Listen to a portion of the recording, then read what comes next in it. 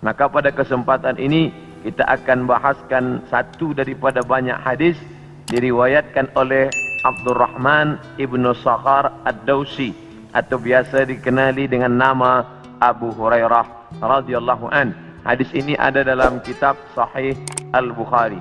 Apa kata Nabi? La taqumus sa'ah. Hari kiamat tidak akan terjadi hatta hingga yuqbadal ilmu. Yang pertama, dalam hadis ini ada 6 tanda. Ini yang akan kita bahaskan. Yang pertama, yuqbadal ilmu. Ilmu dicabut. Innallaha la yaqbidul ilma intiza'an. Allah tidak mencabut ilmu seperti mencabut pokok kayu dengan akarnya sekali. Lalu bagaimana ilmu itu tercabut? Bi mautil ulama, dengan meninggalnya ulama. Ketika Imam Syafi'i meninggal, maka berapa cabang ilmu hilang. Imam Syafi'i alim dalam bahasa Arab, Imam Syafi'i alim dalam tafsir, Imam Syafi'i alim dalam fiqh, Imam Syafi'i alim dalam hadis, bahkan bergelar Nasirus Sunnah. Imam Syafi'i yang pertama kali menyusun usul fiqh. Lalu kemudian ketika meninggal masih ada digantikan oleh murid-muridnya Al-Muzani, Al-Buwaiti, Rabi' Al-Muradi. Tapi kemudian makin ke bawah maka hilanglah ilmu, maka yang muncul orang jahil yang kemudian dianggap sebagai orang berilmu. Wal'iyazubillah, na'udzubillah. Maka saya pribadi tak pernah berkata menurut faham saya, menurut pendapat saya, kerana saya takut tergolong dalam orang yang disebut Nabi al-juhala, orang jahil tapi seperti berilmu. Zahirnya orang menyangka berilmu padahal tidak. Maka selalu saya mengambil pendapat ulama. Menurut pendapat Imam Syafi'i, menurut pendapat Imam An-Nawawi, menurut pendapat Ibnu Hajar Al-Asqalani, menurut Imam Az-Zahabi, menurut Imam Jalaluddin Abdul Rahman As-Suyuti, untuk menyelamatkan diri daripada juhala. Na'udzubillah.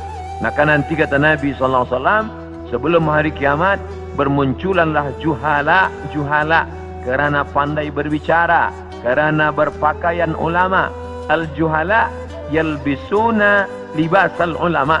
Orang jahil tapi memakai pakaian ulama, pandai berbicara, lalu orang menyangka dia alim, padahal dia tak lebih daripada orang dhalla wa adalla, sesat dan menyesatkan. Sebenarnya kiamatnya sudah terjadi pada isinya, tapi alamnya belum kiamat besar. Maka kata ucapan Nabi SAW dalam suatu hadis, idza wussidal amru ila ghairi ahlihi, bila diberikan suatu perkara bukan kepada ahlinya, bukan kepada orang yang faham, fantaziris sa'ah, maka tunggulah kiamat. Makna kiamat di situ bukan kiamat alam semesta, tapi kiamat isinya.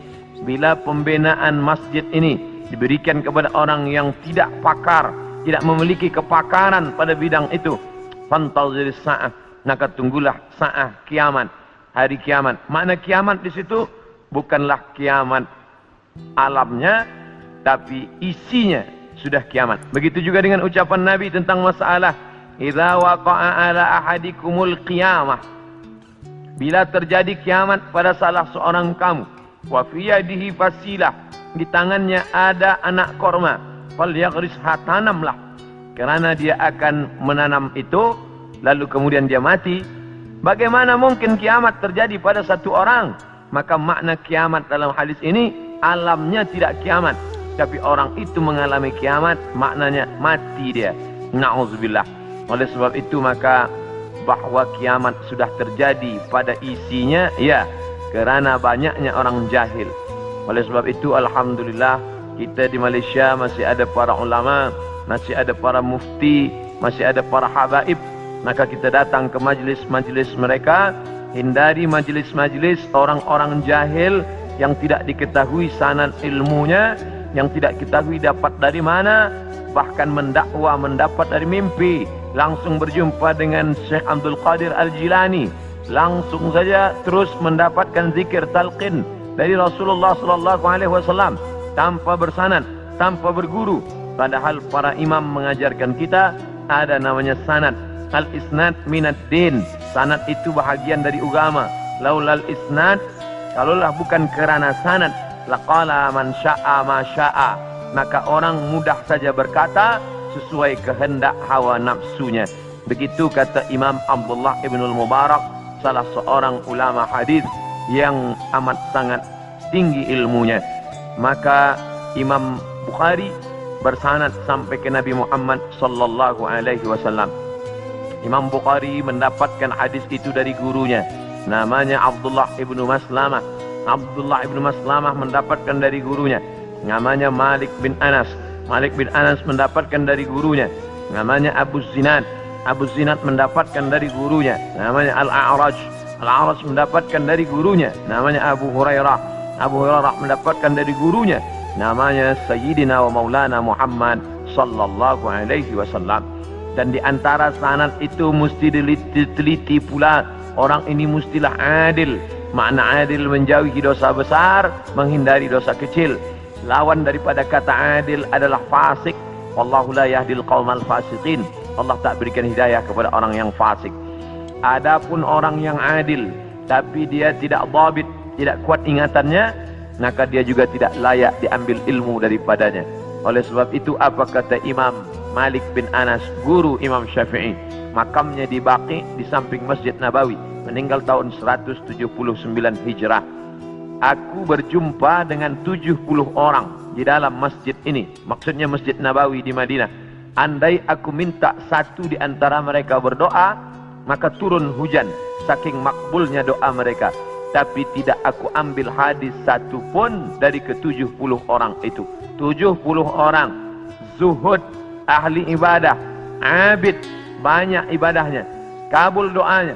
Andai ku minta satu orang berdoa, turun hujan, begitulah kabulnya. Tapi aku tidak mengambil ilmu dari mereka kerana tidak dhabit, kuat ingatannya. Begitulah ulama menapis supaya jangan sampai mengambil ilmu daripada orang jahil. Kerana di antara tanda kiamat adalah yuqbadal ilmu, bahwa ilmu dicabut Allah Subhanahu wa taala.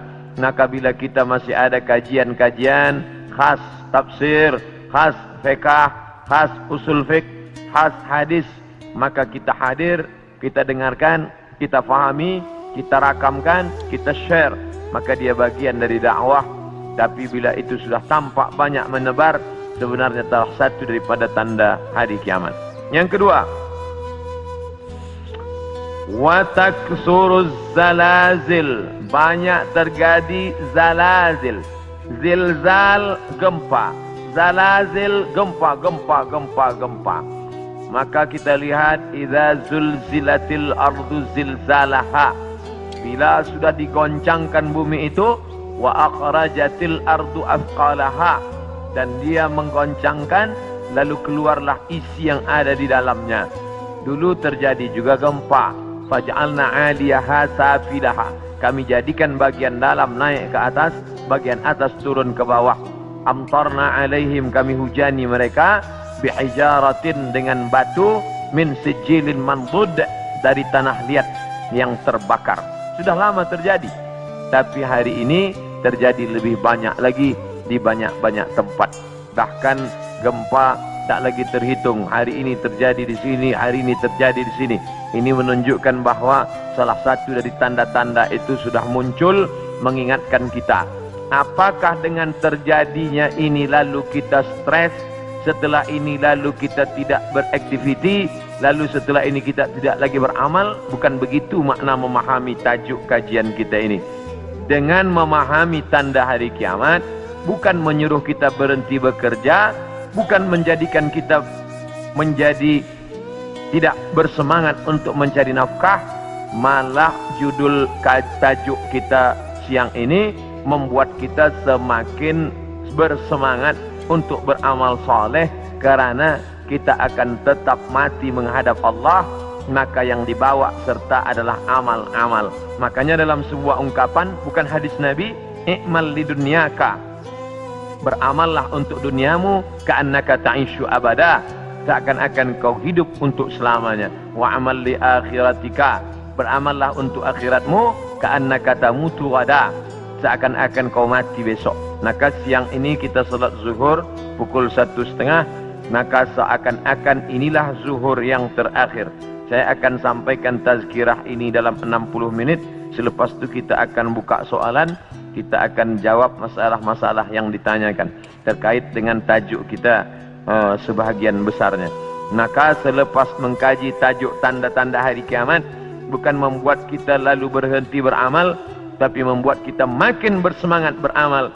Kerana ternyata alam akan berakhir, rumah yang besar akan hancur, kereta tak dibawa serta, yang dibawa hanyalah illal ladina amanu, iman, wa amilus salihat, dan amal-amal saleh. Lain daripada itu tinggal. Maka bagi sesiapa saja yang ikut tajuk kajian kita ini, selepas ini bertambah amalnya, bertambah khusyuknya, bertambah takutnya, itulah orang yang berhasil. Adapun selepas ini tak ada perubahan apa-apa, biasa sahaja, maka termasuk orang-orang yang mubazir. Innal mubazzirina kanu ikhwana syayatin. Orang yang mubazir adalah ikhwan, saudara-saudara syaitan. Mengapa begitu? Dia sudah mubazir waktu, dia sudah mubazir energi, dia tidak mendapatkan manfaat apa-apa. Padahal ayat-ayat yang kita baca, idza tuliyat alaihim ayatuhu, kalau dibacakan ayat-ayat Allah, zadathum imana, bertambahlah imannya.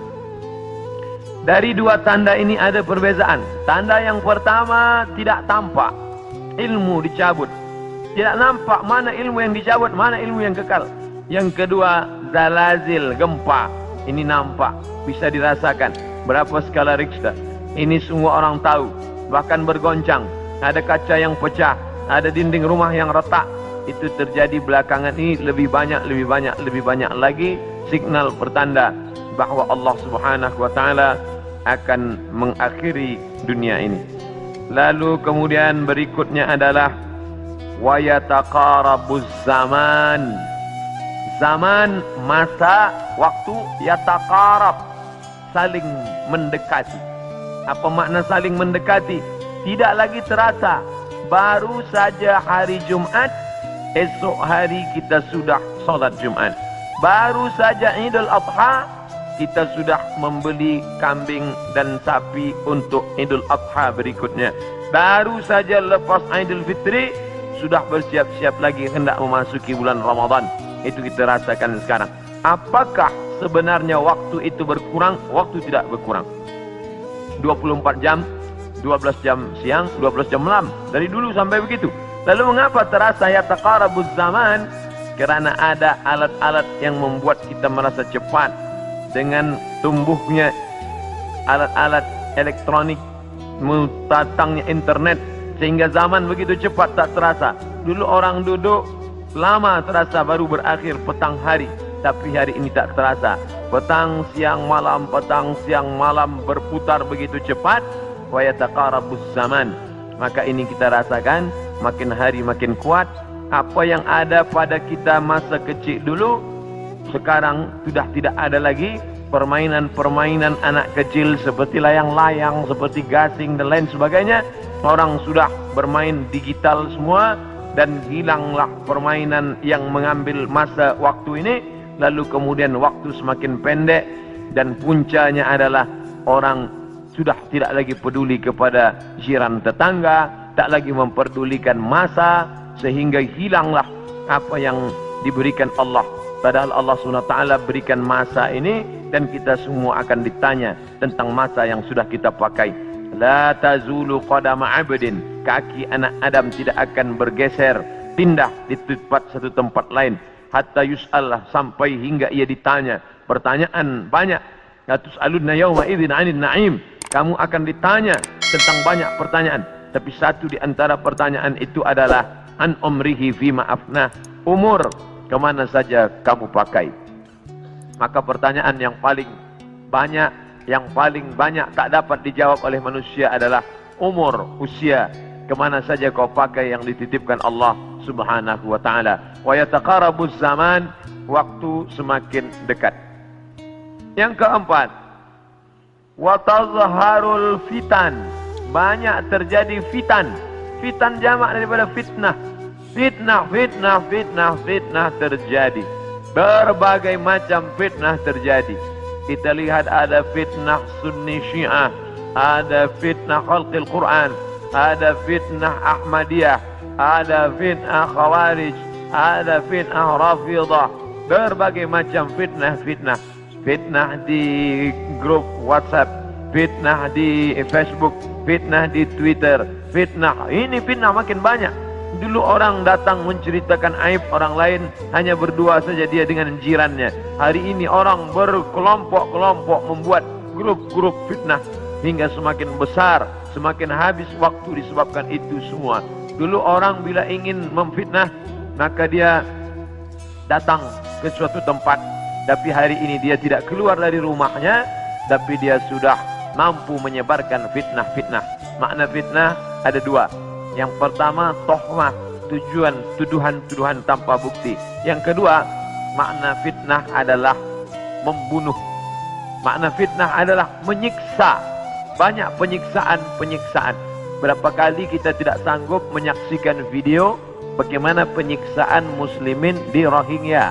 Bagaimana anak-anak gadis Rohingya dijual, lalu kemudian di India dijadikan sebagai orang-orang tidak baik. Bagaimana penyiksaan yang dilakukan oleh Burma kepada muslimin Arakan Rohingya. Bagaimana kemudian yang terjadi di Palestina hari ini sampai hari ini tetap berlanjutan terus. Na'udzubillah. Maka betul kata Nabi SAW, kalau sudah dekat masa hari kiamat, maka yang terjadi adalah yaksurul fitan, maka banyaklah fitnah-fitnah terjadi. Makanya selalu sebelum salam kita katakan, Allahumma inni a'udzubika min azabi jahannam, jauhkan kami daripada azab jahannam, wa min azabil qabri, daripada azab kubur, wa min fitnatil mahya wal mamat, jauhkan kami dari fitnah hidup dan mati. Fitnah mati, azab. Dua fitnah mati, azab kubur dan kemudian azab di akhirat. Tapi ada fitnah yang luar biasa, fitnatul mahya, fitnah ketika dalam hidup pun dia sudah merasakan fitnah-fitnah yang luar biasa. A'udzubillah. Yang selanjutnya, yang kelima, yaitu yaksurul haraj. Haraj, kata Nabi, wa huwal qatlu, pembunuhan yang banyak. Bagaimana mereka boleh menghabisi kaum muslimin bertetangga dekat. Slobodan Milosevic ingin menghabisi semua etnis Bosnia Hersek, habis semuanya. Itu terjadi tahun 90-an. Lalu kemudian sekarang berdamai. Lalu kemudian bagaimana pembantaian di Irak, dari sejak mulai Presiden Amerika sampailah yang terakhir, terus mereka membantai umat Islam. Lalu kemudian terjadi pula yang terakhir, tidak berakhir sampai hari ini, sampai Presiden Amerika mengatakan ini adalah ibu kota Israel. Dengan mengakui itu sebagai ibu kota Israel, maka semua orang yang berada di dalam itu tidak lagi diakui sebagai orang Palestina. Efek daripada itu adalah bahwa ini tidak lagi dianggap sebagai milik umat Islam, tapi justru sebagai orang Islam yang memiliki tempat ibadah di tanah orang kafir. Na'udzubillah. Oleh sebab itu, maka banyaklah al-haraj, pembunuhan. Dulu pun ada juga pembunuhan, betul, tak salah. Ada Romawi membunuh Persia, Persia membunuh Rom. Itu biasa, itu terjadi. Tapi zaman sekarang pembunuhan merajalela karena alat untuk membunuh itu diciptakan lebih banyak. Senjata-senjata dari besi diciptakan lebih banyak lagi untuk menghabisi umat manusia. Maka itulah yang dikatakan Nabi, yakfirul haraj.